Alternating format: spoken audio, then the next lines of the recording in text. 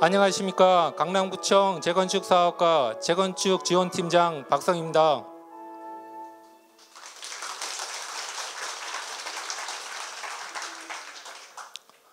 지금부터 개포, 경남, 우성 3차, 현대 1차 아파트 통합 재건축 신속 통합기획 주민설명회를 시작하겠습니다.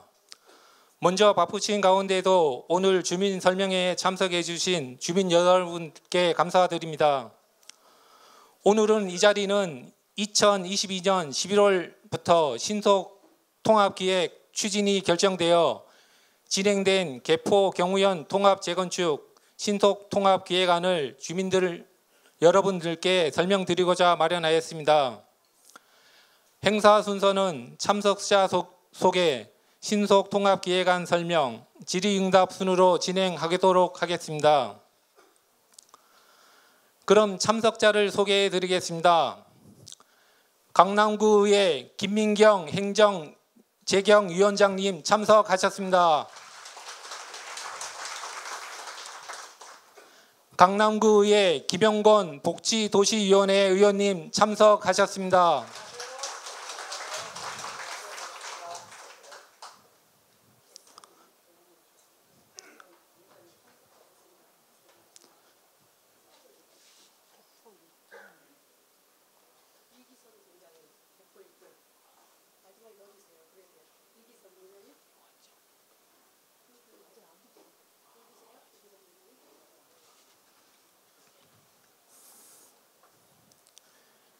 ANU 건축사무소 장창변 서울시 공공건축관님 참석하셨습니다.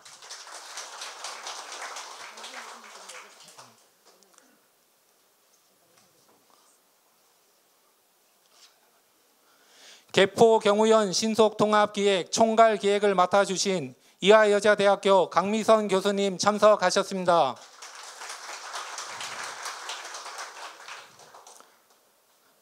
서울시 신속통합기획과 명료준 과장님 참석하셨습니다.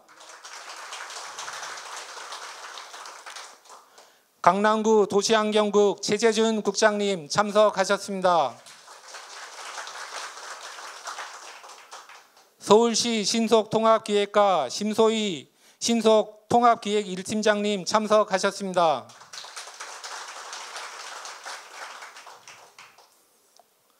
강남구 재건축사업과 김병문 과장님 참석하셨습니다. 국회의원 서울 강남구을 박진 의원님실 윤성민 사무국장님 참석하셨습니다.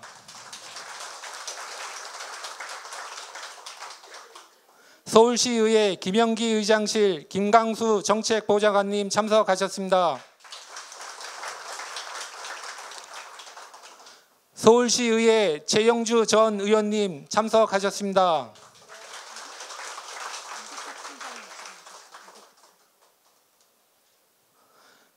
서울시 공동주택지원과 이기택 재건축계획팀장님 참석하셨습니다.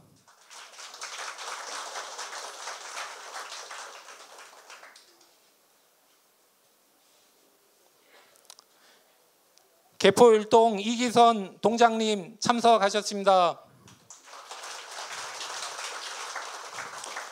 마지막으로 개포 경우현 추진준비위원장님 임병헌님 참석하셨습니다. 그 외에도 많은 분들이 참석하셨지만 시간 관계상 소개해드리지 못한 점 양해 부탁드립니다.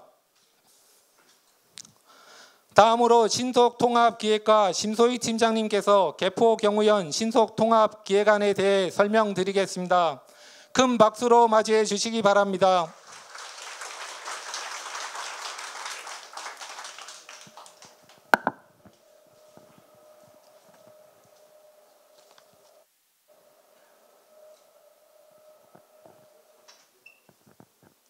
네, 안녕하십니까. 서울시 신속통합기획 1팀장 심소희라고 합니다.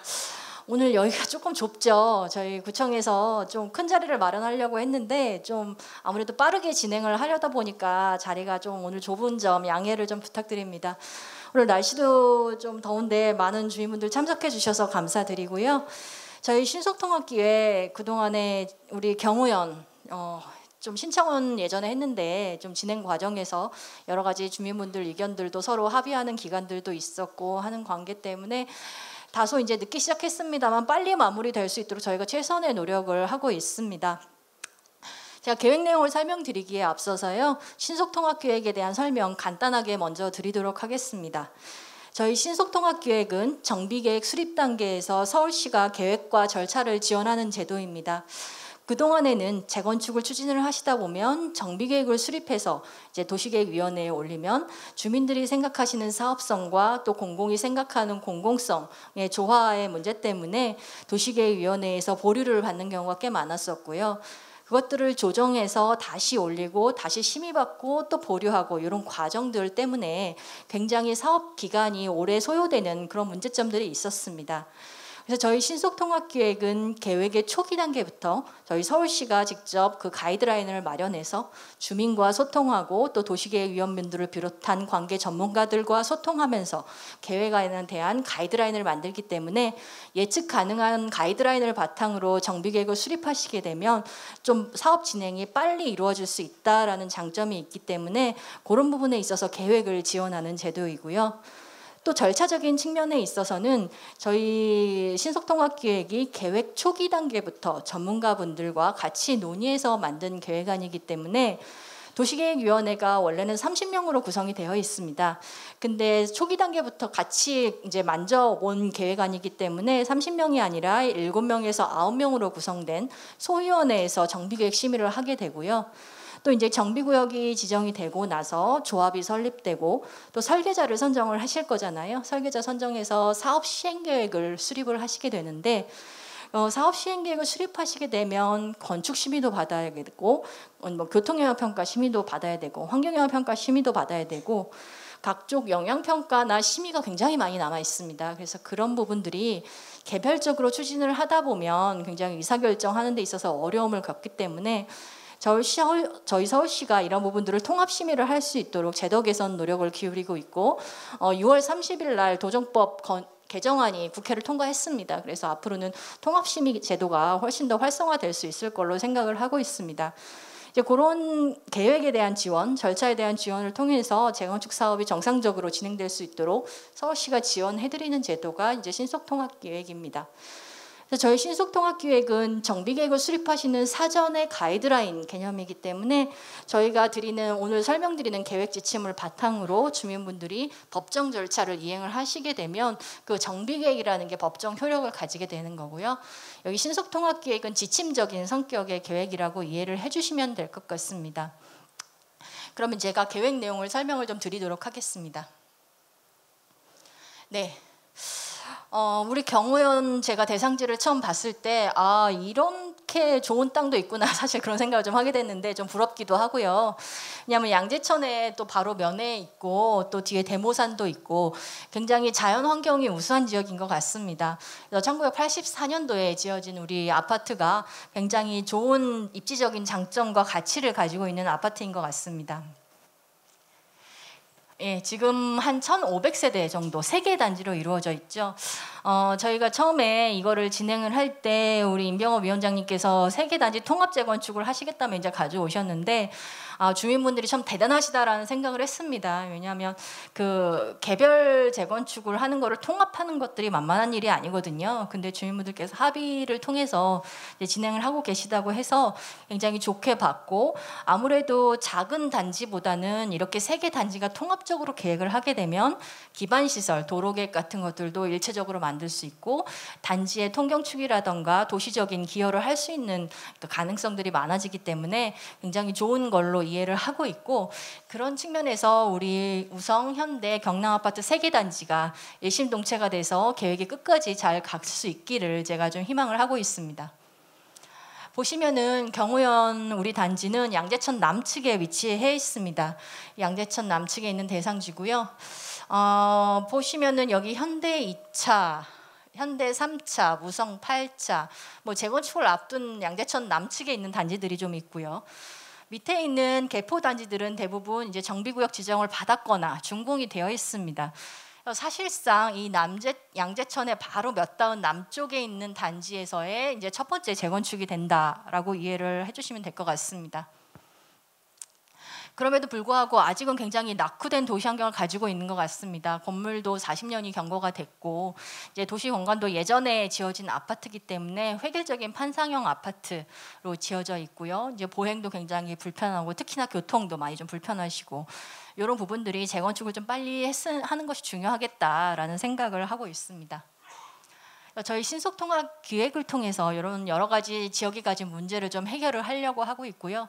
보행이라던가 양재천하고의 관계라던가 특화 디자인에 대한 부분, 또 공공성과 사업성의 균형을 어떻게 맞춰 나갈 것인가 이런 부분들이 중요하다고 볼 수 있겠습니다. 그래서 이런 우리 경우연이 우리 그 개포동에 좀 대포 단지가 될 수 있도록 저희가 계획 수립을 좀 진행을 했습니다.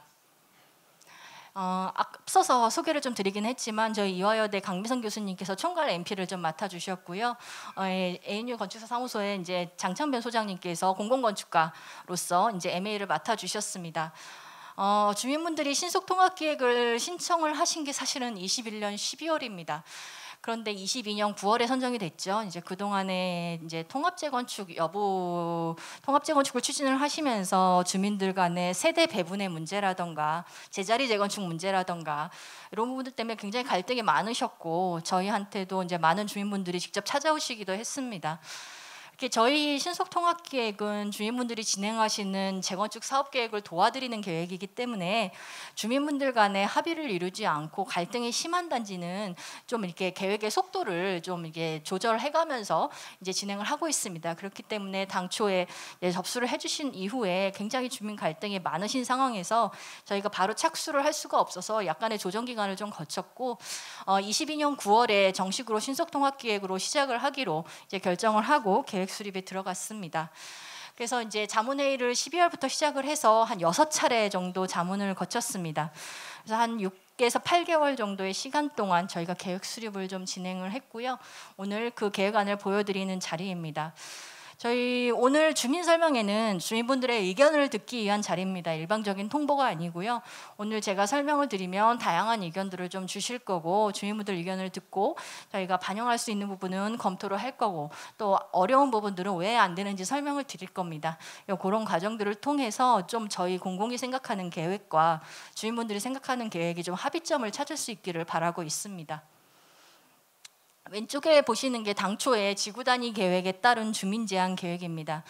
이것들은 2011년에 지구단위 계획이 수립됐었던 개포 지구단위 계획을 바탕으로 작성이 된 주민제한안입니다. 토지이용 계획은 굉장히 평면적이기 때문에 보시면은 당초의 지구단위 계획안에 맞춰서 따라서 주민제한안을 제출을 해주셨고요. 이때는 당연히 이제 최고층 수도 35층이었고 이렇게 중간에 이제 통경축에 대한 부분들, 이제 공공보행 통로의 연결, 그리고 뭐 고층 배치 구간, 수변 특화 구간 뭐 이런 부분들이 좀 있었고요. 하지만 세부적으로 들어가면 계획에 있어서 좀 예전 지구단위 계획이 오래전에 수립이 된 거기 때문에 일부 조정이 필요한 사항들이 좀 있었어서 저희가 신속통합기획이라는 수정안을 좀 마련을 했고 구체적인 내용을 뒤에서 설명드리도록 하겠습니다. 주민의 입장에서는 굉장히 랜드마크가 되는 단지를 원하고 계시고 양재천에 대한 조망이라던가 공공기여에 대한 부분들, 통학환경 개선에 대한 부분들의 요구가 있을 거고 저희 서울시 입장에서는 아무래도 양재천 남측에 있는 첫 재건축이기 때문에 양재천변을 어떻게 특화할 것이냐에 대한 부분들, 또 보행에 대한 활성화, 주택 공급에 대한 문제, 뭐 이런 것들이 이제 저희 서울시가 추구하는 가치라고 볼 수가 있겠습니다. 그래서 저희 경우연 아파트는 3가지 계획 원칙을 삼았습니다. 앞서서 말씀드린 우리 단지의 입지적인 현황이라던가 특성들을 고려를 할 때 우리 단지가 굉장히 슈퍼블록으로 큰 단지이기 때문에 보행 중심의 좀 단지가 됐으면 좋겠다라는 첫 번째 계획에 대한 목표, 또 두 번째는 양재천을 품은 단지가 됐으면 좋겠다라는 부분, 세 번째는 특화 디자인을 통해서 좀 열린 경관이 됐으면 좋겠다라는 부분, 3가지 목표를 가지고 진행을 하게 됐습니다. 먼저 그 보행 중심 단지에 대해서 좀 설명을 드리려고 합니다. 그래서 우리 단지 같은 경우는 예전에 지구 단위 계획이라고 해서요. 지역 일대의 마스터 플랜이 선 수립이 되어 있는 단지입니다. 지구 단위 계획이라는 거는 이 지역 일대에 도시계획적으로 가져가야 되는 시의 정책 방향이기 때문에 그 지구 단위 계획을 완전히 무시한 계획안을 할 수가 없습니다. 그래서 지구 단위 계획의 기본 취지는 유지를 하되 개별 재건축을 통해서 진행하면서 불합리한 부분은 일부 조정하는 형태로 계획 수립이 되어야 되는 게 맞고요. 그런 측면에서 지구 단위 계획하고 좀 연계해서 설명을 좀 드린다고 한다면, 우리 단지는 위에 양재천이 있고요. 밑에 대모산이 있습니다. 밑에 이제 DH 퍼스티어 아이파크 아파트가 지금 이제 있는데, 보시면은 대모산부터 여기 그 양재천까지 세로로 쭉 펼쳐진 통경축이 30m가 지구 단위 계획에 반영되어 있습니다. 옆에 작은 그림에서 보시면 여기에서 우리 경호연 아파트 중간에 하나가 있고, 또 이쪽에 그 대치미도까지 이어지는 요 통경축, 요 두 개의 통경축이 이 개포 지구 단위 계획에서 가장 중요한 메인 통경축입니다. 30m 구간으로 설정이 되어 있고요. 이 통경축을 중심으로 모든 아파트들이 통경과 보행을 연결하는 계획들을 담고 있습니다. 그래서 우리 단지 같은 경우도 이 남북축을 중심으로 해서 굉장히 그 보행과 이제 편리한 보행이 이루어질 수 있는 길이 됐으면 좋겠다라는 것들이 있고, 우리 단지 같은 경우는 왼쪽에 학교 또 오른쪽에 학교가 있습니다. 그래서 남북축뿐만 아니라 동서축도 굉장히 중요한 그 보행의 가로로서의 역할을 하고 있습니다. 그래서 이런 부분들을 계획 내용안에 반영을 하려고 했습니다. 또 하나는 양재천으로의 접근도 굉장히 좀 편리하게 돼야 되겠다라는 부분입니다. 지구 단위 계획에서 우리 아파트에서부터 그 양재천을 건너서 이제 뒤 앞에 타워 팰리스까지 이어지는 이제 그 보행교에 대한 계획들이 선반영이 되어 있습니다.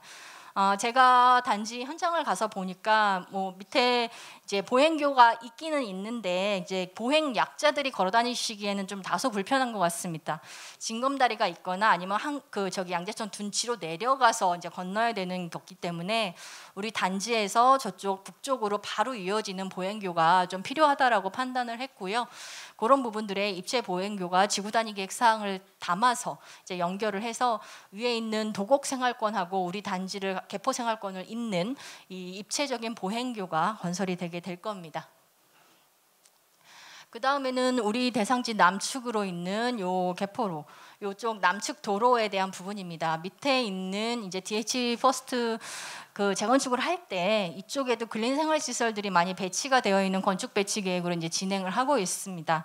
그래서 우리 단지 같은 경우도 이 길을 중심으로 해서 생활 가로로서 이제 기능을 할 수 있도록 이제 상업 시설들을 개포로변에 배치하는 계획안으로 이제 계획 수립을 했습니다. 그래서 저층부에 이제 연도형 상가들이 같이 입지를 하는 그런 생활 가로로서 기능.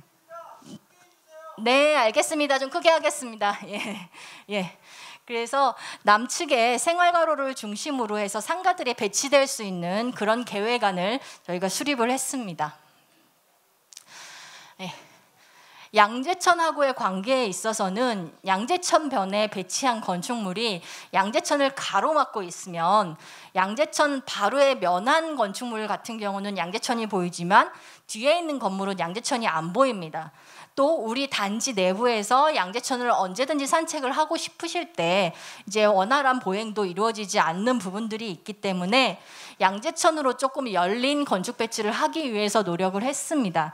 그래서 양재천의 이런 녹지 공간들의 그런 푸르름이 우리 단지 안쪽까지 이어질 수 있도록 양재천 변에 배치하는 건축물은 좀 통경을 고려해서 계획이 되어 있고요. 저희가 이거 진행을 하는 과정에서 아시다시피 서울시에서는 한강변에 첫 주동을 15층 규정이 있습니다. 양재천 변도 이제 한강은 아니지만 하천 주변이기 때문에 원래는 층수 관리가 어느 정도 필요한 이제 그런 지역입니다. 왜냐하면 우리 아파트가 재건축을 했을 때 양재천이 북측에 있습니다. 그래서 우리 아파트가 너무 높이 올라갔을 때 그림자가 북쪽으로 드리워서 혹시라도 양재천의 보행 환경에 지장이 있지는 않을까라는 우려들이 꽤 많이 있었습니다. 그런 부분들 때문에 저희가 여러 가지 시뮬레이션을 했고요. 일단 저희 신속통합기획에서는 15층에서 20층 수준으로 시뮬레이션을 하기를 했습니다만 이거는 저희가 지금 건축 계획을 수립하는 게 아니라 지침을 수립을 하는 사항이고, 나중에 설계자를 선정하시고 이제 설계자가 더 창의적인 혁신적인 디자인을 수립을 한다라고 한다면 층수에 대해서는 좀 유연하게 가져가자, 이렇게 공감대가 좀 형성이 되어 있고요. 그런 부분들의 위원회의 설득 과정을 좀 거쳤습니다. 양지천의 층수는 일단 저희 시뮬레이션은 20층 내외이지만 이제 나중에 설계를 하실 때 좀 창의 혁신 디자인을 통해서 통경도 좀 가져가면서 층수에 대한 부분들은 유연하게 가져가는 걸로 그렇게 지금 계획이 잡혀 있고요. 그렇게 유연하게 층수를 가져감으로 인해서 동과 동 사이의 간격들을 벌려가면서 양재천과 우리 단지가 녹지로 호흡할 수 있도록 하는 건축 계획을 수립을 했습니다. 양재천 변에는 다양한 커뮤니티 시설들이 좀 들어갈 수 있을 것 같습니다. 친수 공간들을 저층부에 뭐 예를 들어 도서관이라던가 또는 뭐 라운지라던가 키즈 카페 같은 것들이 좀 들어가게 된다면 양재천 변에 이제 그 산책을 하면서 또 다양한 활동도 즐길 수 있는 그런 시설들을 지금 양재천 변에 배치하는 그런 계획들도 건축 계획 내용 안에 같이 담았습니다. 다음은 특화 디자인에 대한 부분입니다. 우리 단지가 굉장히 규모가 크고 또 양재천 남측의 첫 재건축 단지이기 때문에 굉장히 그 경관상으로도 중요하다라고 보고 있습니다. 바로 앞에 타워 팰리스가 고층으로 올라가고 있는데요. 우리 단지도 좀 특화 디자인이 될 수 있는 고층 주동과 좀 특화 디자인 배치 구간이 좀 필요하다라는 생각을 했습니다. 그래서 보시면은 우리 단지의 가운데 부분은 조금 초고층으로 특화를 시키자. 그래서 저희 서울시가 기존에는 주거 지역에서 35층 룰이 있었습니다. 그래서 그런 부분들을 좀 완화를 해서 우리가 신소통합 계획을 하면서 이런 이제 창의 혁신 디자인을 같이 접목을 하게 되면 층수에 대한 부분도 좀 유연하게 가져가는 걸로 저희가 계획 수립을 했고요. 지금 배치된 건축 계획안은 저희가 50층 정도의 수준으로 계획이 되어 있고요. 저희 시뮬레이션 안에서는 주민분들이 원하신다고 한다면 창의혁신 디자인을 통해서 50층 이상의 층수도 이제 그 위원회 심의를 통해서 판단해서 자유롭게 계획을 하실 수 있게끔 그렇게 지금 계획이 잡혀져 있습니다. 그래서 그 50층 정도 내외에 초고층 특화 주동이 단지 중앙부에 배치가 되게 되고요. 이쪽 영동교에서부터 넘어오는 이쪽 구간, 또 이제 개포로의 사거리에 접한 언주로와 개포로 사거리가 접하는 요 사거리 구간은 굉장히 경관적으로 눈에 띄는 공간들입니다. 그래서 요 두 개 공간은 디자인 특화 구간이라고 해서 디자인 특화 주동을 배치하실 수 있게 저희가 그렇게 지침을 좀 마련을 했습니다. 그래서 아무래도 우리 단지가 양재천변에서 볼 때 또 개포로변에서 볼 때 상징적인 경관을 형성할 수 있도록 하는 그런 계획 지침을 같이 담았습니다. 스카이라인에 대한 부분들 앞서서 설명드린 거의 연장선입니다. 그래서 보시면은 49층의 주동들이 단지 중앙부에 위치를 하게 되어 있습니다. 40층 이상의 주동이 위치가 되어 있고 이제 양재천변은 수변 특화, 디자인 특화 주동들이 이렇게 배치된 전반적인 그 스카이라인의 변화를 보고 계신데요. 가로변에는 가로에서부터 너무 위압감을 주지 않는 스카이라인을 가져가는 게 건축법상으로 이렇게 사선 제한이라고 해갖고요. 가로변에서부터 일정 구간은 높이가 바로 높게 못 올라가게 건축법이 운영되고 있습니다. 그런 부분들을 감안할 때 가로변은 20층 내외의 주동들이 이제 좀 펼쳐지게 될 것 같고요. 안쪽으로 들어오면서 높게 올라가는 이런 텐트형 구조의 스카이라인을 가져가게 될 겁니다. 그래서 이런 스카이라인으로 저희가 계획을 한 거를 보여드리고 있습니다. 보시면은 저희가 건축 시뮬레이션을 할 때 양재천변에 주동들이 있고요. 양재천변 주동 사이사이로 이제 49층, 40층 이상의 주동들이 있습니다.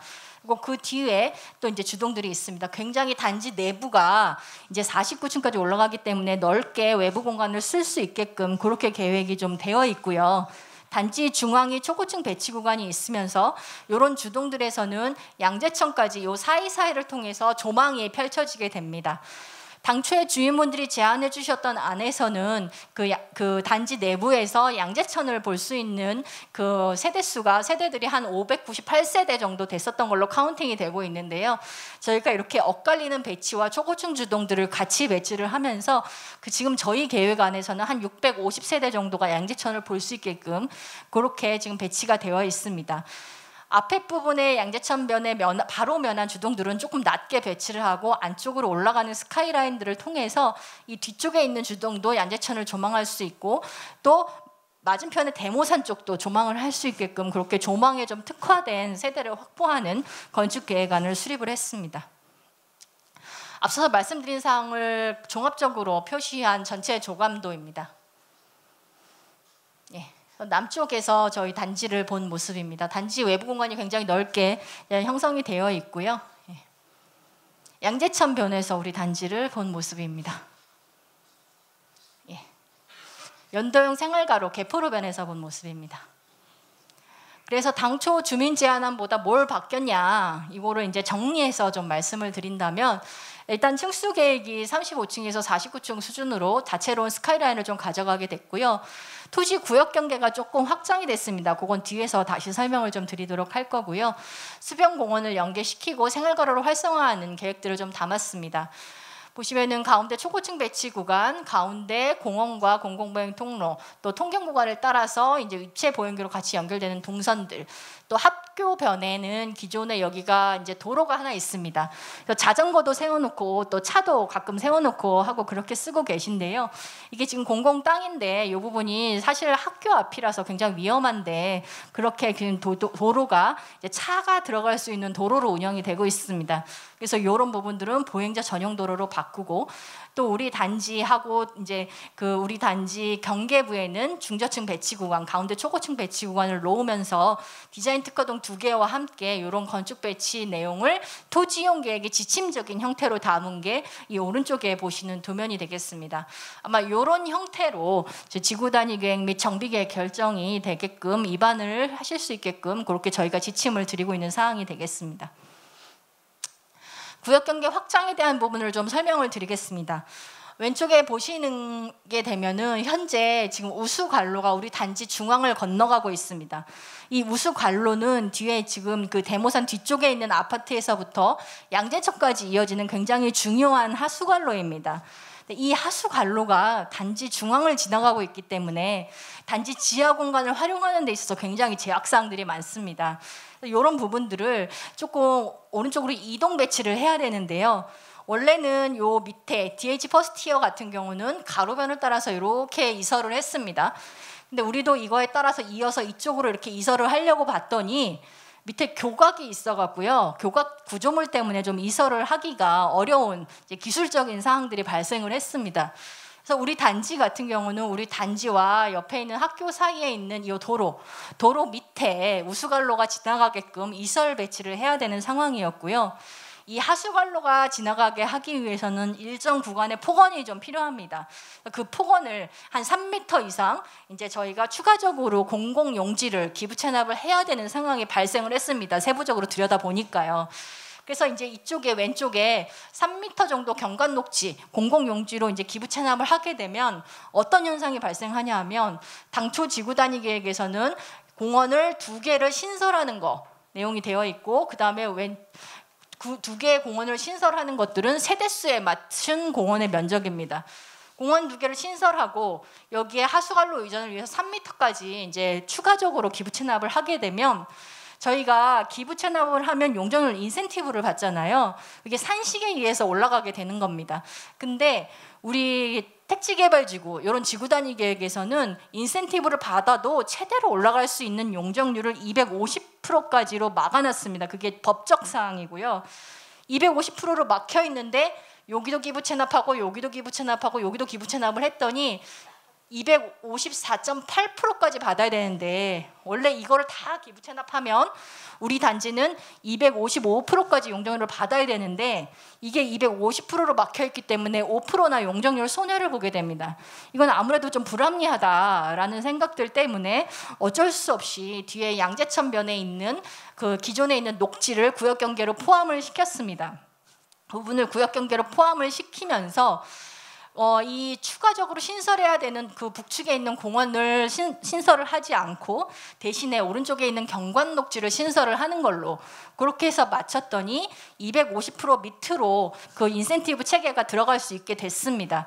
그래서 우리는 이 공원과 이 경관 녹지를 기부 체납을 하고 필요한 도로 같은 것들을 했을 때 7.69%, 한 248% 정도까지 용적률을 받을 수 있어서 250%라는 상한 밑에서 이제 용적률 계획을 짤 수가 있었기 때문에 당초에 한 6% 정도, 5% 정도 용적률 손해를 봤던 것들을 손해를 보지 않고 이제 정상적으로 계획을 할 수 있게끔 구역 경계를 확장하는 계획안들을 같이 수립을 했습니다.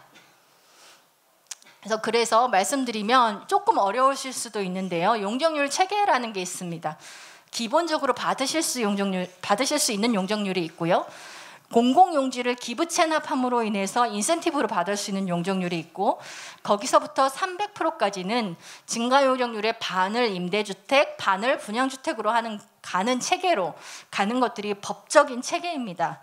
보시면은 기본적으로 받으실 수 있는 용적률이 여러 가지 계획 사항들을 포함해서 230%고요. 거기에 아까 말씀드린 소공원, 그다음에 일부 도로 계획들, 경관 녹지 계획들을 같이 하게 되면 248%까지 받고, 거기서부터 300%까지의 반은 임대주택, 반은 분양주택으로 가는 체계로 용적률 체계가 짜여져 있습니다. 요것들을 종합한 그 토지이용 계획 도면입니다. 요 보행교 건설까지 같이 포함을 해서 기부 체납 인센티브에 태워져 있습니다. 그래서 보시면은 용적률이 기준이 210%, 각종 계획적인 요소, 그러니까 그 우수 디자인이라든가 여러 가지 그 친환경이라든가 이런 건축물을 할 경우에 추가적으로 받을 수 있는 용적률이 230%, 거기서부터 기부 체납을 통해서 248%까지, 그 다음에 임대주택을 통해서 300%까지 찾는 체계로 저희가 안을 짰고요. 요것들은 공공시설의 종류 같은 것들이 이제 정비계획 입안 과정에서 최종적으로 확정이 될 텐데, 그 과정에서 약간은 좀 유동적일 수 있습니다.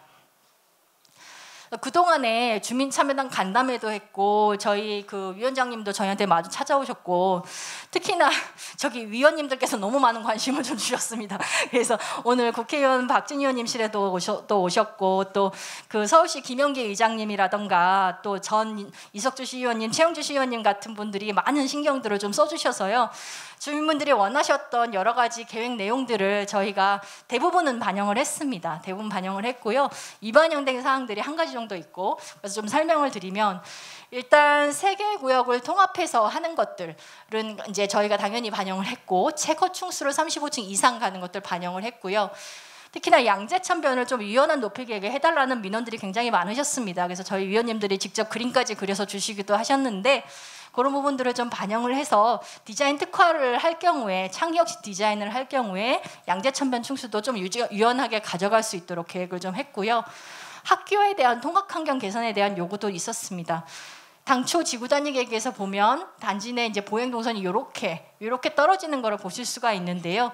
이걸 저희 신속통합기획 안에서는 이것들을 직선으로 펴서 학교 가는 길을, 단지 내 보행동선입니다. 공공보행 통로가 아니고요. 주민분들의 보행동선을 이렇게 연결을 하고, 학교 앞에 위험하게 돼 있었던 차로를 보행자 전용 도로로 바꾸면서 통학 환경을 조금 이제 좋게끔 그렇게 다시 만든 것들이 있고요.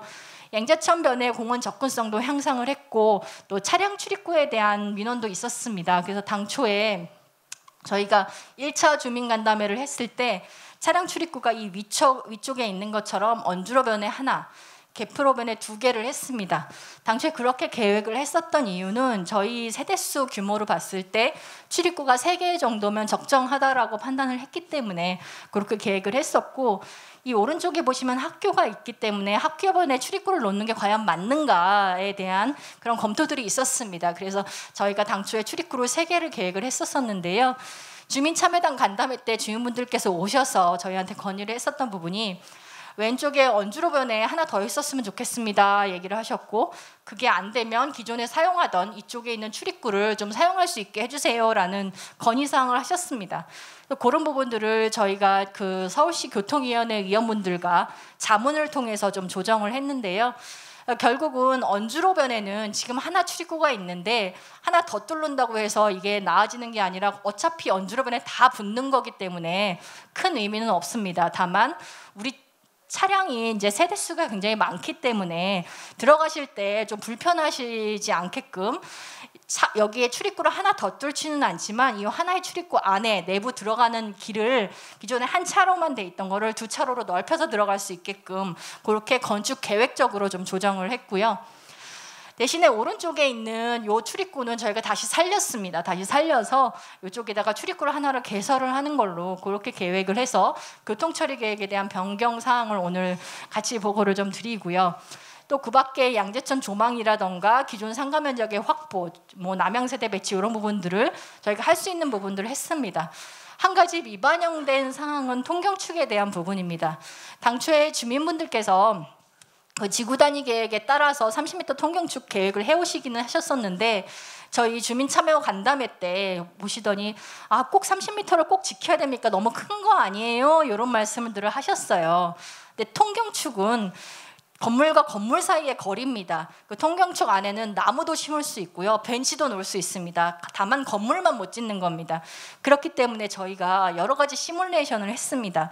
시뮬레이션을 해봤더니 예를 들어서 양재천변에 있는 건축물이 저희가 시뮬레이션 한 대로 15층에서 20층 정도로 들어간다라고 한다면 동과 동 사이에 법적으로 띄어야 되는 거리가 한 40m 정도 됩니다. 그리고 이게 양재천변이 한 30층까지 올라간다라고 하면 띄어야 되는 거리들이 한 5, 60m 정도 되고 예를 들어 이것들이 40층 이상이 올라간다고 하더라도 띄어야 되는 거리가 70, 80m가 됩니다. 그렇기 때문에 이 가운데에 있는 통경의 30m는 건축 계획적으로 봤을 때 전혀 지장이 없다라는 부분이고 저층부에 나무도 심고 굉장히 주민분들이 원하시는 조경 공간을 할 수 있는 공간들이 되고 오히려 단지가 더 시원시원하게 열린 단지가 될 수 있을 거라는 판단 하에 통경축에 대한 부분은 저희가 좀 미반영을 했고요.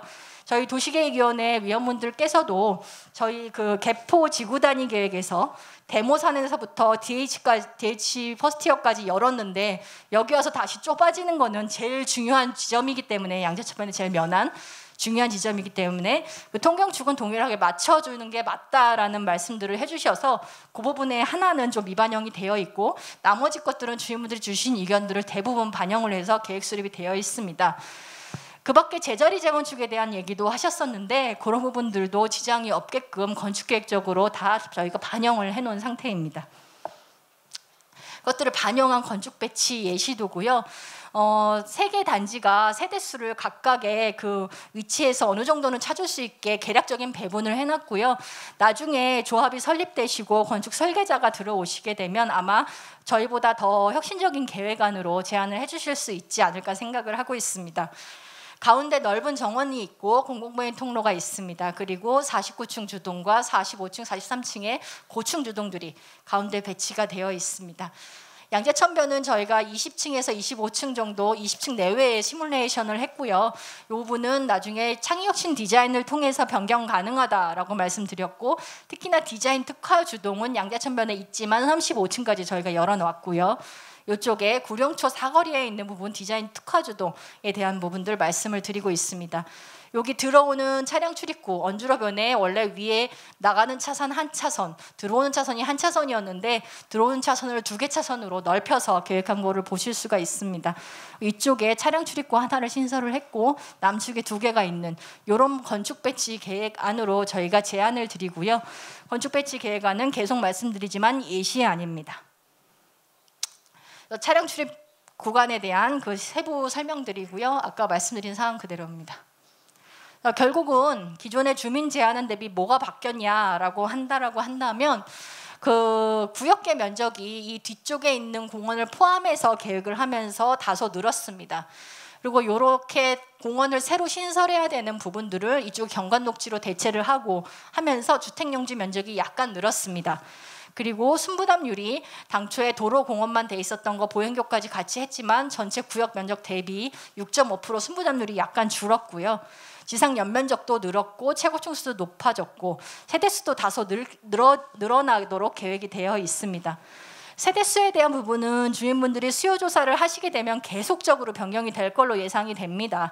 계속 이제 조금 분담금을 나중에 이제 추진위원회 측하고 말씀을 하시면서 좀 분담금을 더 내더라도 큰 평수로 가시고 싶으실 수도 있고 또 분담금을 좀 적게 내고 작은 평수로 가실 수도 있기 때문에 요 세대수에 대한 부분들은 예시안이고요. 3개 단지가 세대수를 어떻게 배분하는지도 주민분들의 선택입니다. 저희는 시뮬레이션을 한 거고 요거는 예시안으로 이해를 해주시면 될 것 같습니다. 그래서 전체 우리 단지를 본 조감도입니다.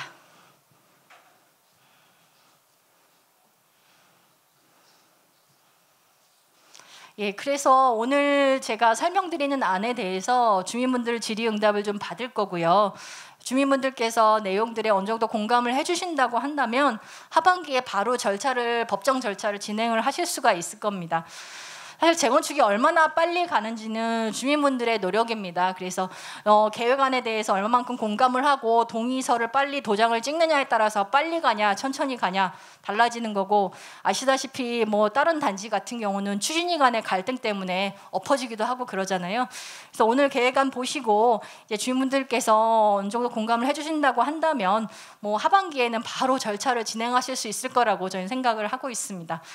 이때까지 오늘 설명 들어주셔서 감사드립니다.